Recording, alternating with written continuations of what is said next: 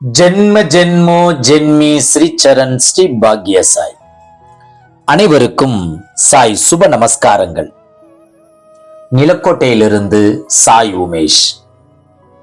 ஓம் ஸ்ரீ சத்குரு பகவான் பாட்டி சித்தரின் லீலாமிர்தம் 11.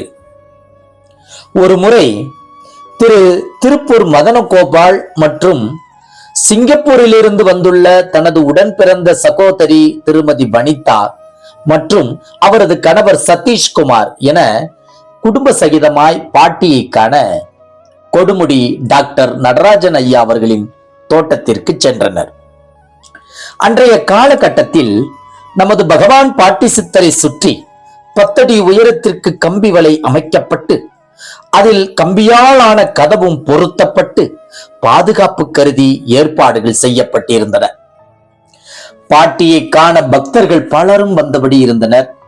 பாட்டி சித்தர் சுவரை ஒட்டி அமர்ந்து இருந்தார்.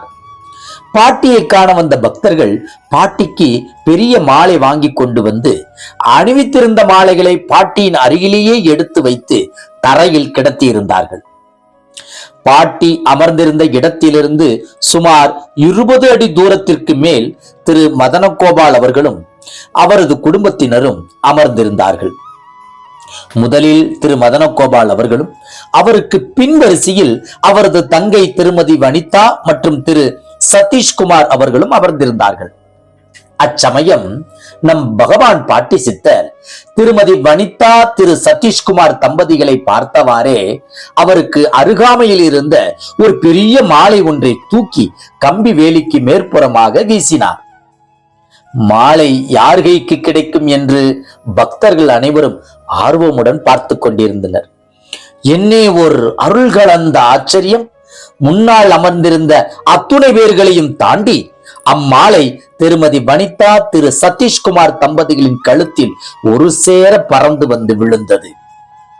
ஒரே ஒரு மாலை இருவரது கழுத்திலும் கச்சிதமாக விழுந்ததை அங்குள்ள பக்தர்கள் பார்த்து வியந்து போனார்கள். மாலையை வீசியது வீரியக்காரி அல்லவா? குறி வீணாகுமா என்ன? பாட்டியின் தரிசனம் முடிந்து உள்ள பூரிப்புடன் சென்ற திரு மதனகோபால் அவர்களின் தங்கையும் கணவரும் சிங்கப்பூர் சென்றனர். சிங்கப்பூர் சென்றதும் திரு மதனகோபால் அவர்களின் தங்கையின் கணவர் திரு சதீஷ்குமார் வேலை பார்த்து வந்த கம்பெனியில் இவரை விட சீனியர்கள் இருக்க இவருக்கோ அக்கம்பெனியை நிர்வகிக்கும் மேனேஜர் பதவி உயர்வாக பாட்டியின் கருணையால் உடனடியாக கிடைக்கப்பெற்றது. திரு சதீஷ்குமார் வாங்கி வந்த சம்பளமும் அவரே எதிர்பாராத வகையில் 5 மடங்காக பல லட்சங்களில் உயர்ந்தது. அது மட்டுமல்ல, திரு மதனகோபால் அவர்களின் தங்கை திருமதி வனிதா அவர்கள் செய்து வந்த தொழிலும் நல்வளர்ச்சி பெற்று வருமானம் தர தொடங்கியது. இந்த லீலையின் மூலம் நம் பகவான் பாட்டி சித்தரிடம் அனைத்து தெய்வங்களின் சக்தி ஒரு சேர இருப்பதை நாம் அனைவராலும் உணர முடிகிறது. இந்த அற்புத லீலைக்கு பிறகு ஆசீர்வதிக்கப்பட்ட ஆதர்ஷன தம்பதிகளான திரு சதீஷ்குமார் திருமதி வனிதா அவர்கள் பாட்டி சித்தரின் தீவிர பக்தர்களாகி இந்தியா வரும்பொழுதெல்லாம் பாட்டியை தரிசனம் செய்ய வருவதை வழக்கமாக்கி கொண்டனர். பாட்டி பூத உடலை விட்டு ஜீவ சமாதியில் ஐக்கியமான பின்பும் சமாதி கோவிலுக்கு வந்து வழிபாடு செய்வதை வழக்கமாக இன்று வரை கொண்டுள்ளார்கள்.